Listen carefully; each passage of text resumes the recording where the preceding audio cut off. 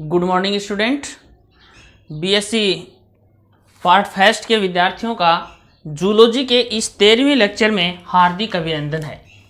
Zoology के इस 13वें lecture में हार्दिक अभिनंदन है।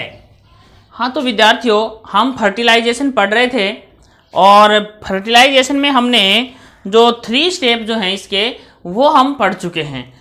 ठीक है, इसका चौथा जो स्टेप है उसके बारे में हम आज डिस्कस करेंगे और चौथा स्टेप है अंडाणु का सक्रियण, एक्टिवेशन ऑफ ओव्यूम, अंडाणु का सक्रियण। चौथा पॉइंट है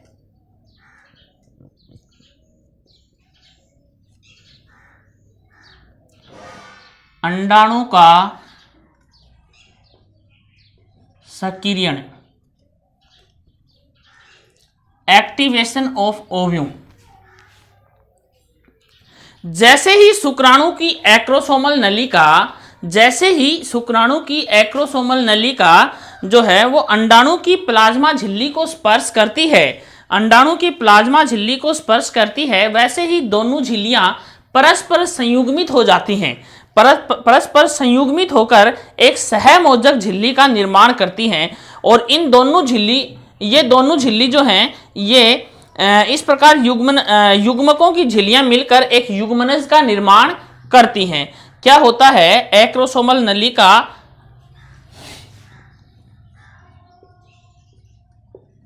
एक्रोसोमल ट्यूब अंडाणु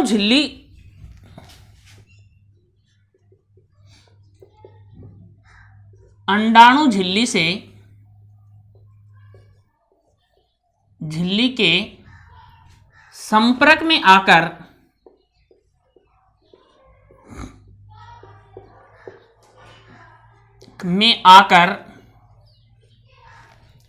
एक सहमोजक झिल्ली का निर्माण करती हैं। एक सहमोजक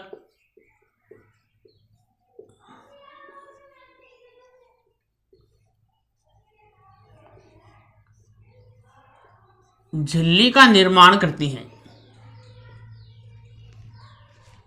इसके फलस्वरूप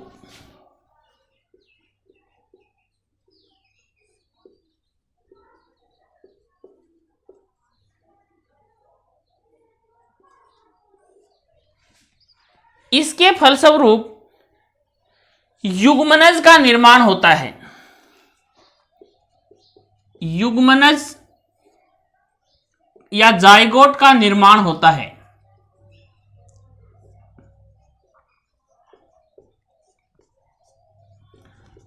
किसका निर्माण होता है? जाइगोट का निर्माण होता है। ठीक है, इस समय अंडाणु में कुछ महत्वपूर्ण परिवर्तन होते हैं। इस समय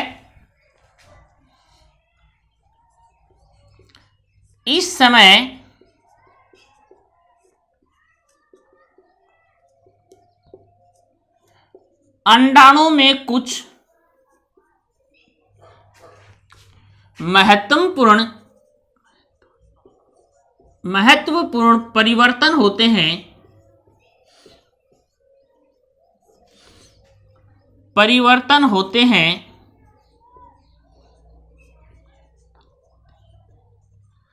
महत्वपूर्ण परिवर्तन होते हैं जिसे अंडाणु का सक्रियण कहते हैं। जिसे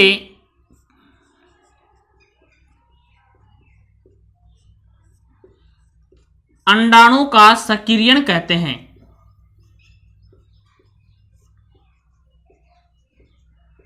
अंडाणु का सक्रियण कहते हैं। ओके, इसमें निम्न घटनाएं परिलक्षित होती हैं जो निम्न प्रकार हैं। देखिए, एक्रोसोमल ट्यूब अंडाणु झिल्ली के संपर्क में आती है तो ये दोनों झिल्लियां आपस में मिलकर एक सहमोजक झिल्ली का निर्माण करती हैं, जिसके फलस्वरूप जाइगोट का निर्माण होगा। ये जाहिर सी बात है, एन एंड एन जो दोनों गैमेट्स आपस में मिलेंगे तो इस समय अंडाणु में कुछ महत्वपूर्ण परिवर्तन होते हैं जिसे हम अंडाणु का सक्रियण कहते हैं और जो घटनाएं परिलक्षित होती हैं वो निम्न प्रकार हैं।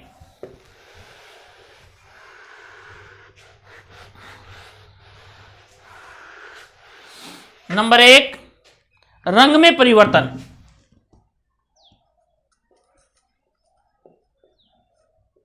रंग में परिवर्तन।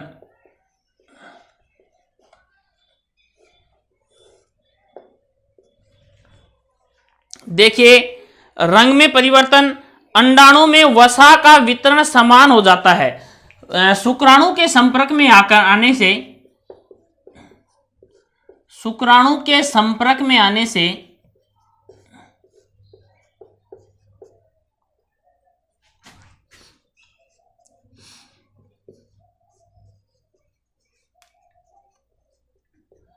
वसा का वितरण समान हो जाता है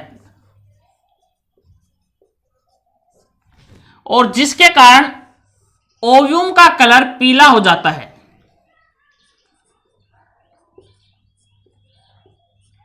अंडे का रंग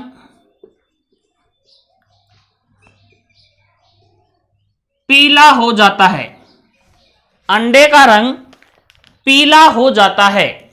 ओके, इसके बाद जो सेकंड पॉइंट है वो है निषेचन शंकु का निर्माण।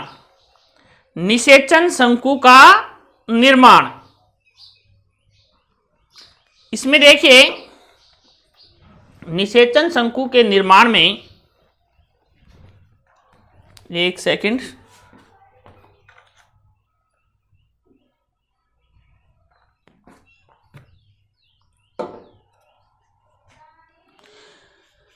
निषेचन शंकु का निर्माण, दूसरा पॉइंट है निषेचन शंकु का निर्माण।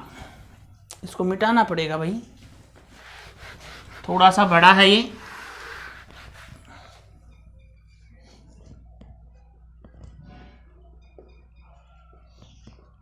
निषेचन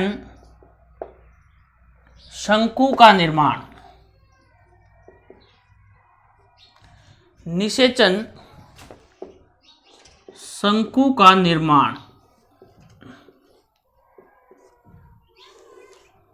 फॉर्मेशन ऑफ फर्टिलाइजेशन कौन?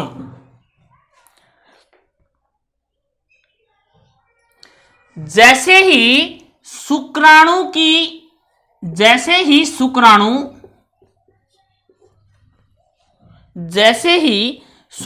की एक्रोसोमल नलिका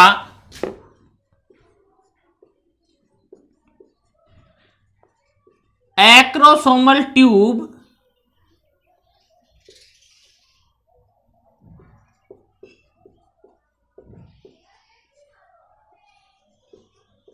जैसे ही शुक्राणु की एक्रोसोमल नलिका अंडाणु की प्लाज्मा झिल्ली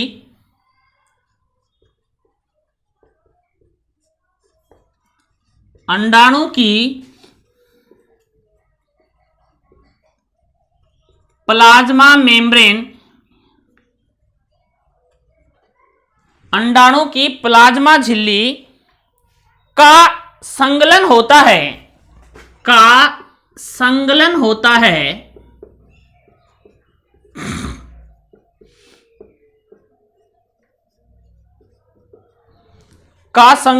है वैसे ही संपर्क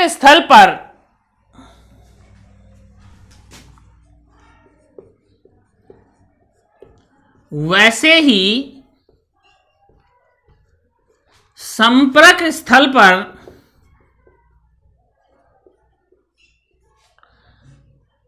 कोशिका दरवा फूलकर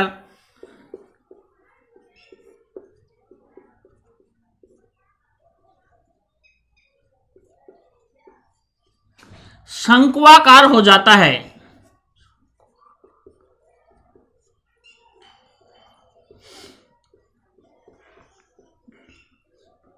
शंकु आकार हो जाता है। कैसा हो जाता है? शंकु आकार संरचना का निर्माण करता है। किसका निर्माण करता है? शंकु आकार संरचना का निर्माण करता है या निर्माण होता है। ओके, जिसे निषेचन शंकु कहते हैं। जिसे निषेचन शंकु कहते हैं। जिसे निषेचन शंकु कहते हैं। जिसे क्या कहते हैं? निषेचन शंकु कहते हैं।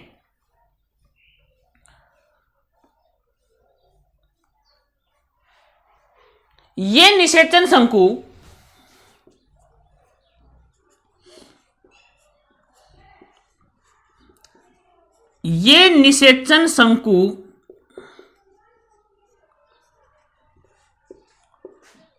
धीरे धीरे शुक्राणु को अपने अंदर खींच लेता है।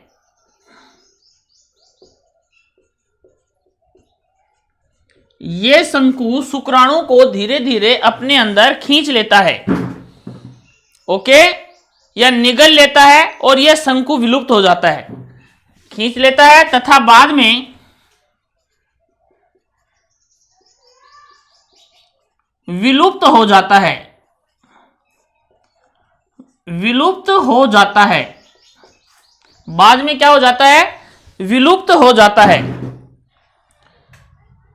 इस क्रिया में एक्रोसोमल कणिका कभी भी अंडाणु में प्रवेश नहीं करती। इस क्रिया में एक्रोसोमल कणिका, एक्रोसोमल ग्रेन्यूल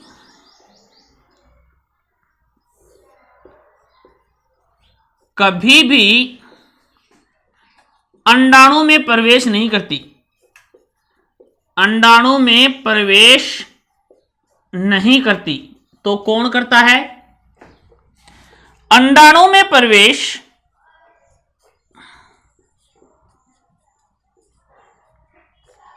केंद्रक, माइटोकॉन्ड्रिया,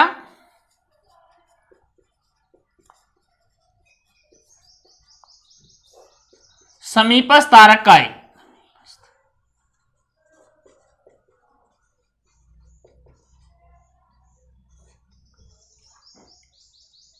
करते हैं। ये अंडाणु में प्रवेश करते हैं। इसके बाद है वलकुटी क्रियाएं एवं निषेचन कला का निर्माण। सेकंड पॉइंट है, थर्ड पॉइंट है वलकुटी क्रियाएं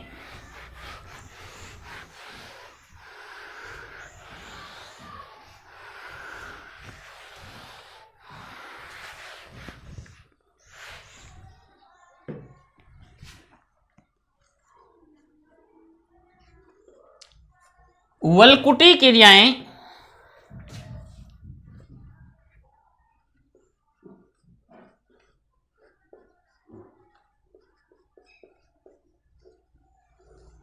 वलकुटी क्रियाएं एवं निषेचन कला का निर्माण एंड निषेचन कला का निर्माण।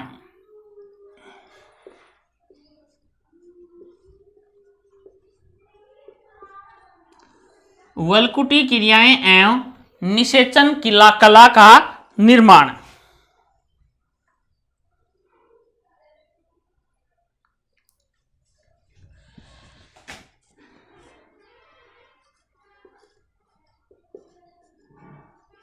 निषेचन शंकु के तुरंत बाद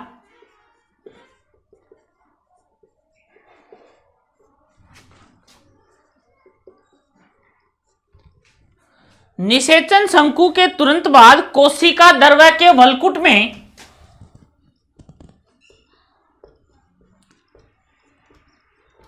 कोशिका द्रव्य के वलकुट में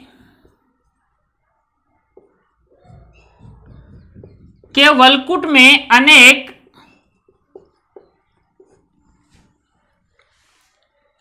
भौतिक रासायनिक क्रियाएं होती हैं। अनेक भौतिक रासायनिक क्रियाएं होती हैं जिन्हें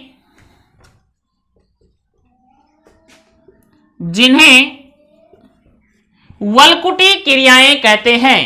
जिन्हें क्या कहते हैं? वलकुटी क्रियाएं कहते हैं। निषेचन शंकु जब बनता है तो इसके तुरंत बाद कोर्टेक्स भाग में अनेक फिजियोकेमिकल रिएक्शंस होती हैं जिन्हें हम वल्कुटी क्रियाएं या कोर्टेक्स रिएक्शन कहते हैं, कोर्टिकल रिएक्शन कहते हैं। अब देखिए ये जो क्रियाएं हैं ये अलग अलग जंतुओं में अलग अलग प्रकार की होती हैं। ये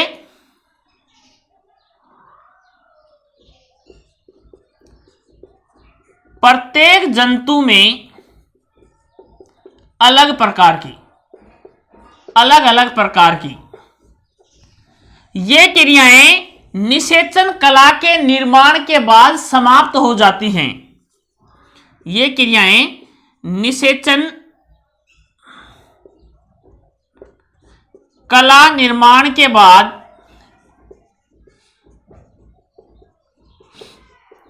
समाप्त हो जाती हैं। ये क्रियाएं निषेचन कला के निर्माण के बाद समाप्त हो जाती हैं। इसके बाद देखिए कि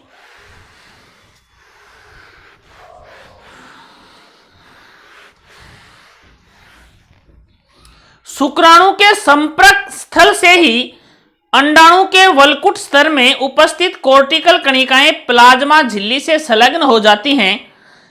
शुक्राणु के संपर्क स्थल से ही अंडाणु के कोर्टेक्स स्थल में उपस्थित कोर्टिकल कणिकाएं प्लाज्मा झिल्ली में संगलित हो जाती हैं तथा फट जाती हैं, जिसमें अनेक एंजाइम, संरचनात्मक प्रोटीन तथा म्यूकोपॉलीसेकेराइड मुक्त होते हैं, जिसे कोर्टिकल क्रिया कहते हैं। देखिए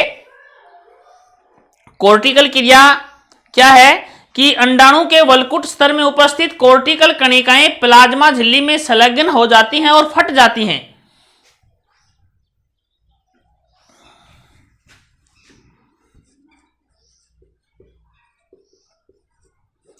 अंडाणु के कोर्टेक्स में उपस्थित कोर्टिकल कणिकाएं, कोर्टिकल ग्रेन्यूल्स या कोर्टिकल कणिकाएं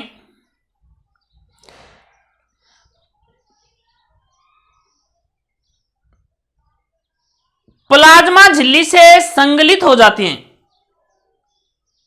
प्लाज्मा झिल्ली से संगलित हो जाती हैं, प्लाज्मा मेम्ब्रेन से संगलित हो जाती हैं, संगलित हो गई। इसके बाद क्या होगा कि संगलित हो जाती हैं तथा फट जाती हैं, इनके फटने से अनेक एंजाइम,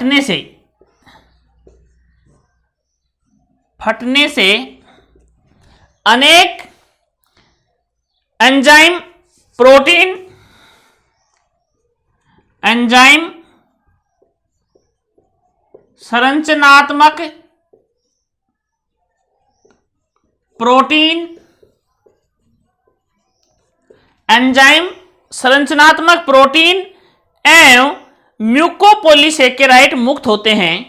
म्यूकोपॉलीसेकेराइड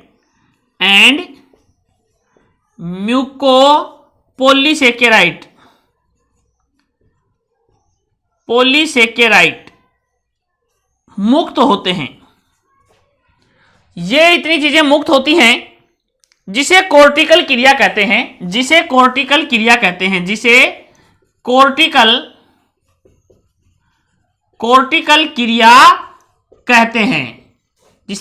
हैं, कोर्टिकल क्रिया कहते हैं।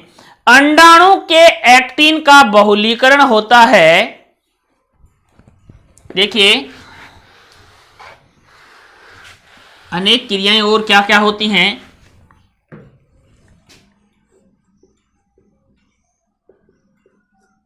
अंडाणु के एक्टिन का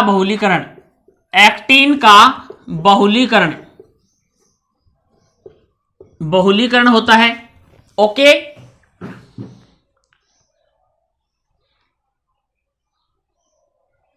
निषेचन शंकु से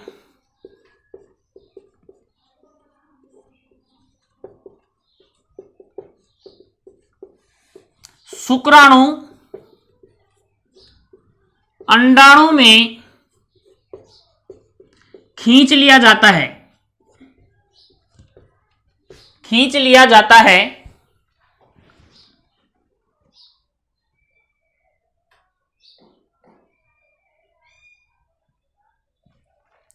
कोर्टिकल कणिकाओं से मुक्त एंजाइम अंडे की पृष्ठ सतह पर उपस्थित शुक्राणु ग्राही ग्लाइकोप्रोटीन को रूपांतरित कर देते हैं। क्या है? कोर्टिकल रिएक्शन से मुक्त एंजाइम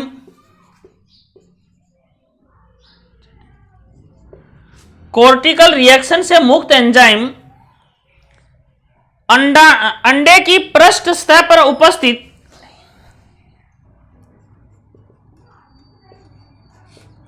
अंडे की पृष्ठ सतह पर उपस्थित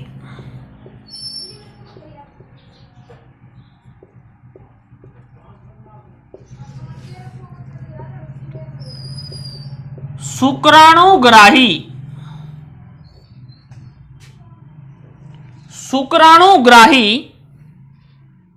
ग्लाइकोप्रोटीन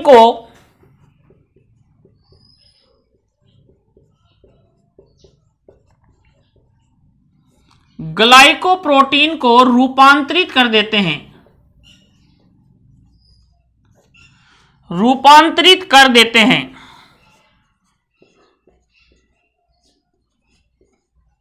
रूपांतरित कर देते हैं ताकि अन्य शुक्राणु अंडाणु में प्रवेश न कर सकें। Okay,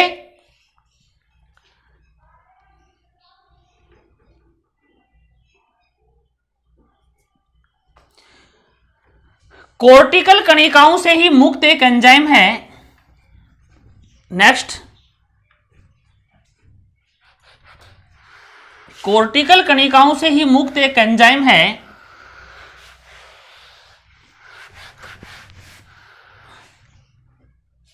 trypsin.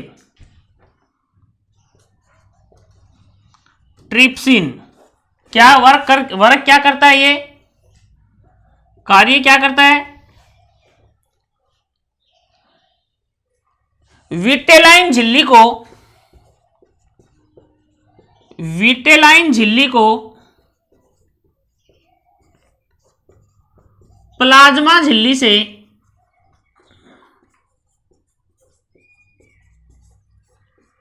मुक्त करवाता है या स्वतंत्र करवाता है, से स्वतंत्र करवाता है, से स्वतंत्र करवाता है। इसके बाद है कि कोर्टिकल कणिकाओं से मुक्त म्यूकोपॉलीसेकेराइड, कोर्टिकल रिएक्शन से मुक्त म्यूकोपॉलीसेकेराइड, म्यूकोपॉलीसेकेराइड, इसका क्या काम है? ये क्या करता है?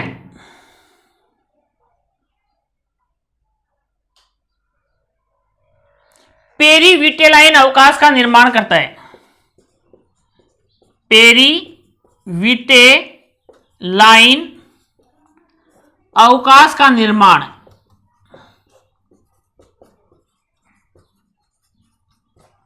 ओके, इसके बाद में कोर्टिकल कणिकाओं द्वारा स्रावित परऑक्सीडेज एंजाइम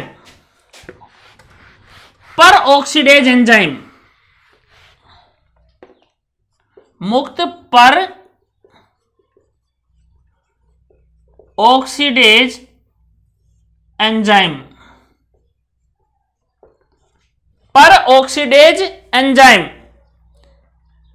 ये विटेलाइन कला में उपस्थित प्रोटीन टायरोसिन के बंधों को, क्रॉस बंधों को तोड़ने के लिए प्रेरित करता है और निषेचन कला निर्माण करवाता है। ये निषेचन कला का निर्माण करवाता है। निषेचन कला का निर्माण के निर्माण में सहायक। ओके, इसके बाद में है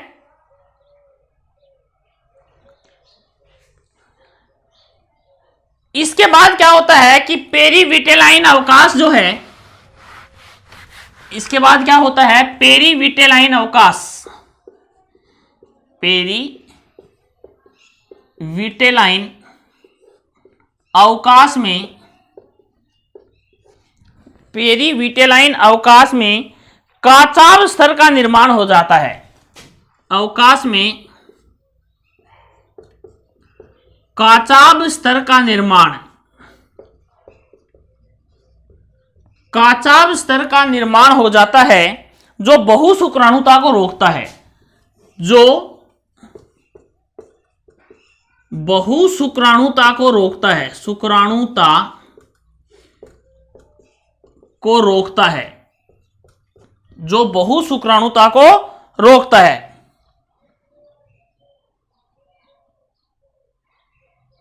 निषेचन कला का निर्माण अंडाणु की प्लाज्मा झिल्ली से बाहर होता है, जो बाहर से आने वाले शुक्राणुओं को रोकती है, जबकि स्तनधारियों में निषेचन कला का निर्माण नहीं होता। ओके, इसके बाद में है उपापचयी क्रियाएं। नेक्स्ट जो टॉपिक है हमारा वो है उपापचयी क्रियाएं। सॉरी, बहुशुक्राणुता का निषेध जो है वो भी इसी में है। और इसके बाद जो हमारा नेक्स्ट पॉइंट है वो है उपापचयी क्रियाएं, मेटाबॉलिक एक्टिविटीज। उपापचयी क्रियाएं, उपापचयी क्रियाओं में देखिए क्या होता है कि शुक्राणु के प्रवेश के बाद ही, नेक्स्ट फोर्थ पॉइंट है उपापचयी क्रियाएं।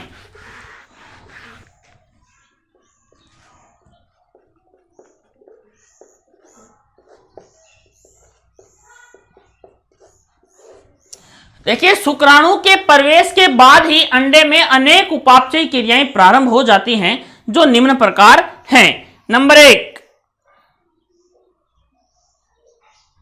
प्लाज्मा झिल्ली, प्लाज्मा झिल्ली, प्लाज्मा मेम्ब्रेन। प्लाज्मा झिल्ली जो है वो जल इथाइलिन ग्लाइकोल फॉस्फेट, जल ethylene glycol phosphate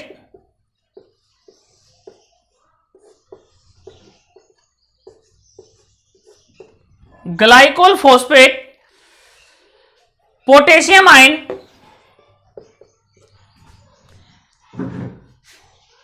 potassium ion के प्रति अधिक पारगम्य हो जाती है। इनके प्रति क्या हो जाती है, अधिक पारगम्य हो जाती है, अधिक पारगम्य हो जाती है। ओके, इसके बाद प्लाज्मा झिल्ली की विद्युत विभवता भी बदल जाती है, पहले धनात्मक और बाद में ऋणात्मक। जो प्लाज्मा मेम्ब्रेन है, विद्युत विभवता पहले धनात्मक फिर ऋणात्मक हो जाती है। पहले धनात्मक होती है और फिर क्या हो जाती है, ऋणात्मक हो जाती है। शुक्राणु के प्रवेश से एडिनाइल साइक्लेज एंजाइम अधिक सक्रिय होकर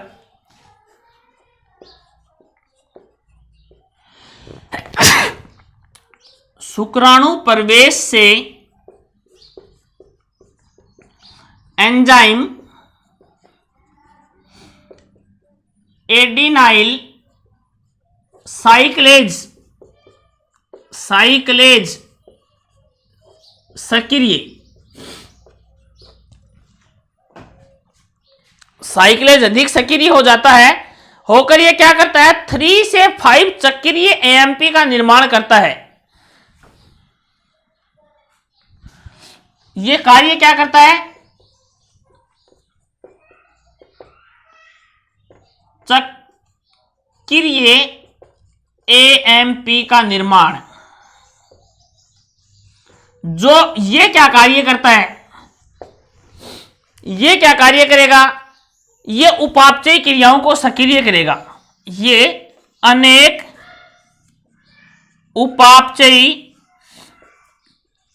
क्रियाओं को सक्रिय करता है, सक्रिय करता है। यह था पहला पॉइंट इसका। दूसरा पॉइंट देखिए, उपापचयी क्रियाओं में पहला सक्रिय एएमपी साइक्लेज एंजाइम इसको सक्रिय करता है। इसके बाद सेकंड पॉइंट जो है वो देखिए,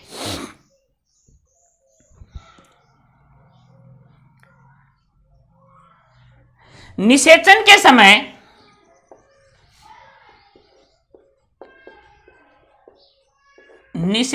समय अनेक धनात्मक आयन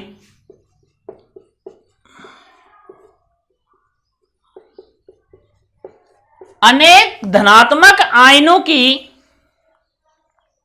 सांद्रता बढ़ जाती है,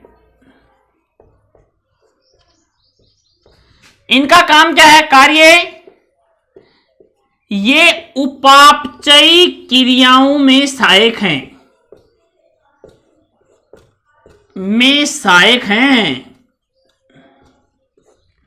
ये क्या है, अनेक उपापचयी क्रियाओं में सहायक हैं। तीसरा पॉइंट,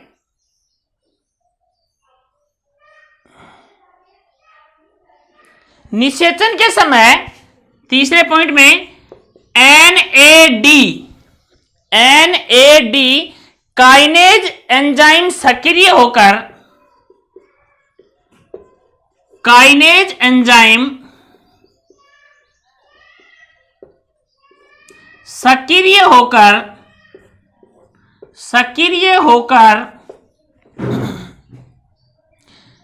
NAD से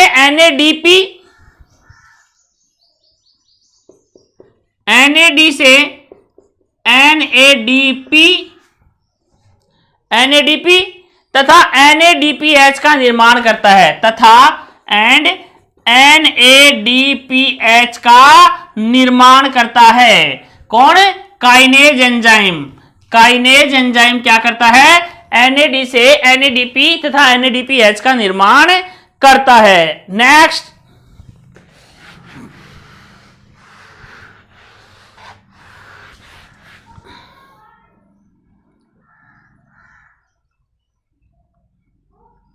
श्वसन दर बढ़ जाती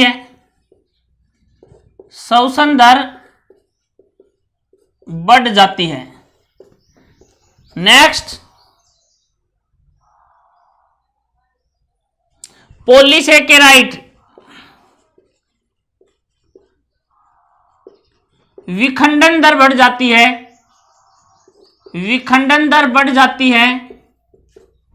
नेक्स्ट,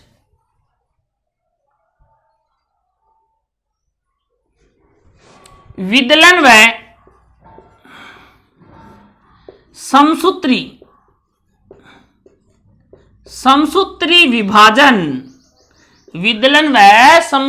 विभाजन की शुरुआत हो जाती है, स्टार्ट हो जाता है। विदलन और समसूत्री विभाजन क्या हो जाता है, स्टार्ट हो जाता है। और डीएनए संश्लेषण की दर बढ़ जाती है, डीएनए सिंथेसिस रेट बढ़ जाती है, ठीक है। और समीपस्थ तारक काय जो है वो विदलन को प्रेरित करता है। तो इसके साथ ही ये अंडाणु का सक्रियण जो है ये फिनिश होता है। नेक्स्ट जो लास्ट जो इसका पॉइंट है वो हम नेक्स्ट वीडियो में करेंगे। तब तक के लिए धन्यवाद।